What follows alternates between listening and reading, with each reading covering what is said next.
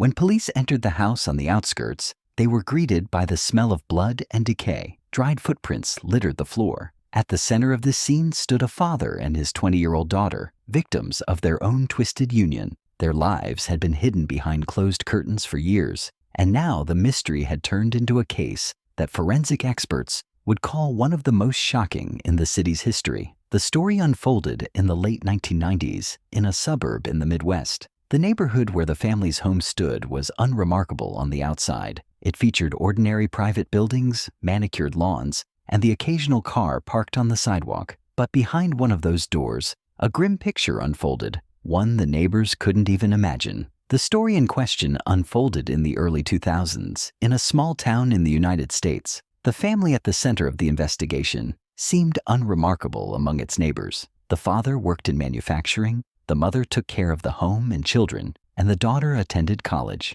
Neighbors described them as reserved, unsociable, but not suspicious. In rural America, such a reticence was not considered unusual. Many families led secluded lives, limiting their social interactions to relatives. However, it was within this closed circle that the conditions that led to the tragedy began to take shape. The investigation later established that the father of the family possessed a domineering, controlling personality. He sought to dominate not only domestic matters, but also the personal lives of the family members. His decisions concerned everything from who his daughter could be friends with to her choice of clothing. Over time, this control took on the characteristics of obsessive behavior, creating an atmosphere in which the young woman lived in constant tension. Witnesses say the mother was a shadow in the household. She rarely intervened in conflicts and tried to avoid open conversations. Her silent presence only reinforced her daughter's sense of isolation. The case file notes that the woman may have been under pressure herself and unable to stand up to her husband. The first warning signs appeared in her adolescence. Teachers and classmates noted that she gradually withdrew, avoided conversations about her family, and didn't bring friends home. In her school applications, she wrote that she dreamed of leaving her parents' home as soon as possible, but she never got to go to college. Her father insisted that she attend a local school and continue living at home. Neighbors recalled that laughter or the noise of guests was rarely heard in their home. They didn't host parties on holidays, limiting themselves to a small family circle. At first glance, this seemed like a closed yet normal lifestyle. However, it was precisely this isolation that allowed the goings-on within the family to remain hidden for a long time. Investigative documents describe the structure of the house, a small one-story building with 2 bedrooms, a living room, and a kitchen. It would seem a standard dwelling for a middle-class family, but it was within these walls that a story began that shattered conventional notions of boundaries between parents and children. By the early 2000s, her daughter had reached 20 years of age. Formally, she was an adult woman,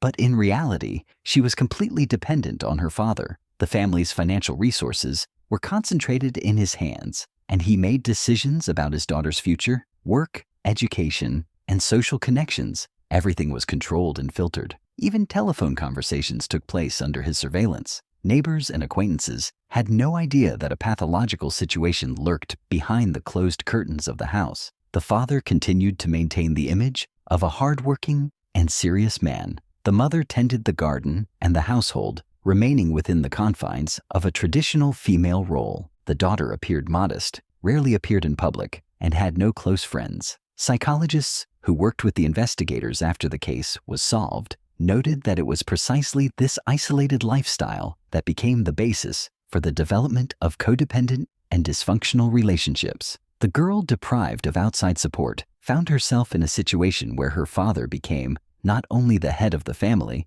but also the sole source of approval or disapproval. This gradually developed into a dangerous dynamic. At this stage, the investigation has only established the preconditions: the father's authority, the mother's inaction, the daughter's isolation. All of this appeared to be a family structure, not arousing outside suspicion, but it was precisely from this structure that the escalation of events leading to the tragic end would begin. The case materials show that the turning point in this family occurred shortly before their daughter's 20th birthday. The investigation established that it was during this period that the father first crossed a line that had previously been expressed only in excessive control and authoritarian pressure. His dominance became not only psychological and domestic, but also extended into intimate relationships. Official documents indicate that the first signs of sexual addiction emerged gradually. Initially, it manifested itself in obsessive attention. The father demanded an account of his daughter's appearance, controlled her clothing,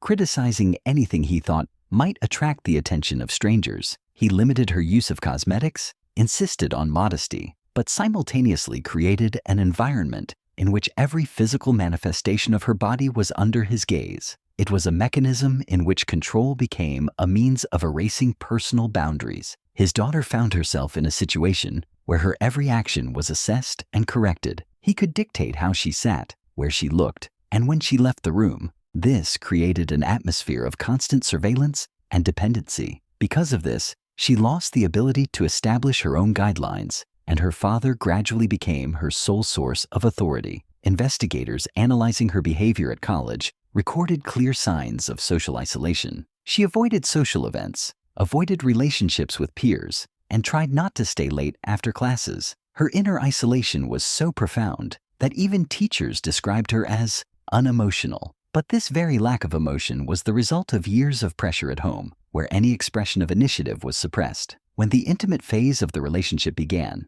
the daughter's resistance was minimal. This didn't mean consent. On the contrary, the case documents emphasize that it was a matter of psychological subordination. The father used coercive methods, depriving her of choice. He instilled in her the belief that the existing situation was the only possible one. The mother did not intervene, effectively leaving her to face his power alone. Interrogation reports later described the pressure mechanism. The girl was unable to manage her finances independently. Her father controlled her personal belongings, even her phone and computer. He restricted her communication, demanded obedience, and created conditions in which any deviation from his rules was perceived as a threat to the family's survival. It was a vicious cycle where every day reinforced her dependence. Over time, intimate episodes became part of the normal home routine. They occurred while her mother was nearby, but she chose to ignore the obvious. For the daughter, this meant not only physical violence, but also a complete lack of support.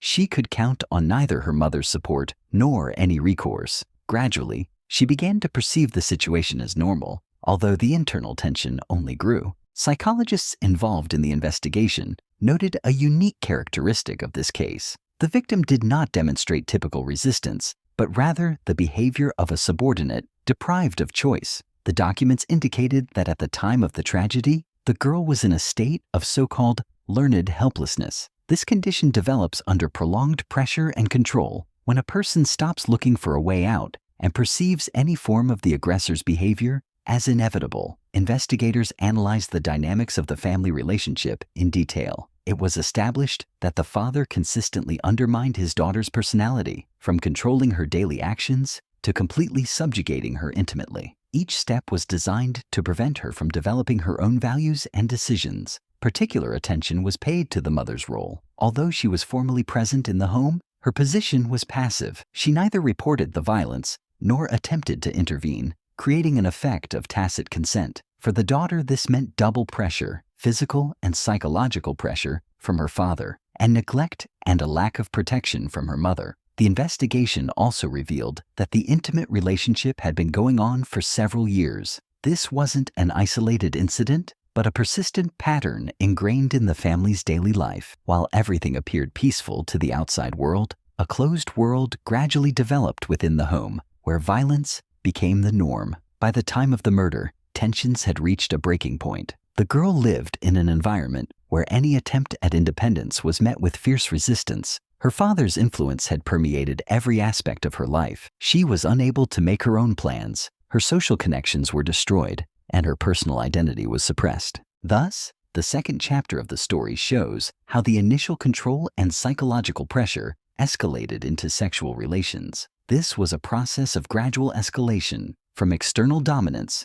to the complete destruction of personal boundaries. The case materials identify this stage as key to understanding how the family dynamic descended into tragedy. The collected case materials show that after the onset of intimate relations, control within the family reached a new level. The father's usual methods of subordination, prohibitions, restrictions, and control over household activities no longer satisfied him. He sought to cement his position not only as the head of the family, but also as the absolute center of his daughter's existence. Witness and expert testimony described this stage as the period of the final erosion of her independence. One of the key factors was the deprivation of any autonomy the girl had. She had no right to make decisions about her time, money, or plans. Even her college attendance was completely controlled. Her father drove her to and from classes himself. She was unable to stay after school, participate in activities,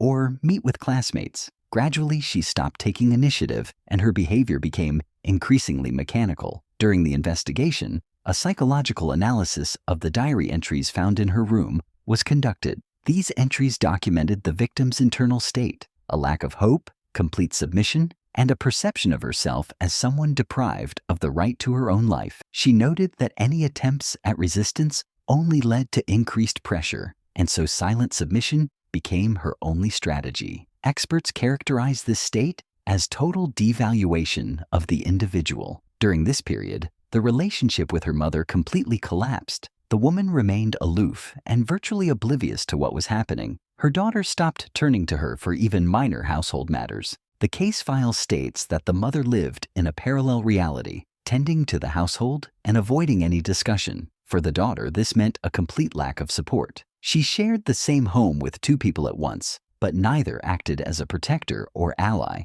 Her father, on the other hand, increasingly reinforced the image of an inevitable figure. He cultivated in his daughter the notion that her life outside the home was impossible. He instilled in her that no one would believe her words, that any appeal to the police or acquaintances would end in failure. These suggestions were accompanied by constant monitoring. He monitored her phone calls, restricted her computer use, and blocked her access to financial resources. She lived in a regime where her every move was monitored. Against this backdrop, her social isolation intensified. Neighbors noted that she left the house less and less, was not involved in neighborhood life, and avoided socializing. She stopped visiting even her closest family friends. Her academic performance in college declined, and teachers noted a complete disinterest in the academic process. The case file cites excerpts from her characterizations: apathetic, disinterested, withdrawn. A key element of the pressure was creating a sense of guilt in the victim. Her father systematically instilled in her that she was responsible for what was happening in the family. He shifted the burden of shame onto her, creating the belief that her situation was the result of her own actions. This psychological manipulation deprived her of the ability to see herself as a victim. Experts note that this strategy is common in cases of prolonged domestic violence and leads to a complete loss of resistance. The case materials show that over time, the father began to view his daughter not only as an object of power, but also as property. He forbade her from making plans for the future, ruling out the possibility of marriage or moving away. Any thought of an independent life was suppressed. As a result, the girl found herself in a situation where her identity dissolved into the role of a subordinate. A psychological evaluation conducted after the tragedy revealed signs of depressive disorder. This manifested itself in constant fatigue, sleep disturbances, apathy, and loss of interest in life. She perceived her existence as forced and had no vision for the future. This stage of the investigation revealed that at the time of the murder, she was at the limit of her emotional and mental stability. Thus, the third chapter of the story chronicles the final deepening of her dependence. The girl was deprived of social support, autonomy, and personal identity. Her father established complete control over her body and mind, and her mother's passivity only reinforced this regime. Gradually, the family transformed into a closed system where power and violence became the only forms of relationship. By the time of the tragedy, the family relationship had reached an irreversible crisis. The girl lived in an environment where her father controlled her every move, while her own desires and needs were completely ignored. She no longer attempted to set boundaries. Any disagreement resulted in increased pressure. At this point, it wasn't a matter of temporary dependence, but a complete loss of independence. The investigation established that the situation became particularly tense in the final months. The girl began showing signs of internal rebellion. She obeyed less frequently in small matters, sought solitude, and stayed at school longer than usual. This became a signal for her father to tighten his control. He increased surveillance, tightened restrictions, and pushed the atmosphere at home to breaking point. According to experts, this was the moment when the previous pattern of subordination began to break down and the aggressor's power began to demand increasingly harsh forms of restraint. Relationships within the family ceased to resemble even a formal union. It was a system of constant coercion in which any deviation from the imposed rules was perceived as a threat. The girl found herself in a situation of chronic tension, accompanied by fear and a feeling of utter hopelessness. A psychological evaluation described her condition as an emotional impasse when a person sees no way out except through destructive actions. The conflict reached its climax one evening. According to investigators, it was then that the girl openly refused to comply with her father's demands for the first time. The situation escalated. The father resorted to force, seeking to restore order, and the daughter, in a state of extreme stress and internal breakdown, committed an act that led to his death. The circumstances of the murder were documented in detail. Evidence of a struggle was found at the scene, confirming that a direct confrontation had taken place. It was clear to investigators that this was not a premeditated act, but a spontaneous outburst brought on by prolonged pressure. The girl, in her victimized position, had for the first time gone from submission to resistance, and this resistance proved fatal. After the tragedy, the mother discovered the body and reported it to the police. However, her testimony remained extremely contradictory. She denied knowledge of the nature of the relationship between her husband and daughter, despite circumstantial evidence pointing to her knowledge.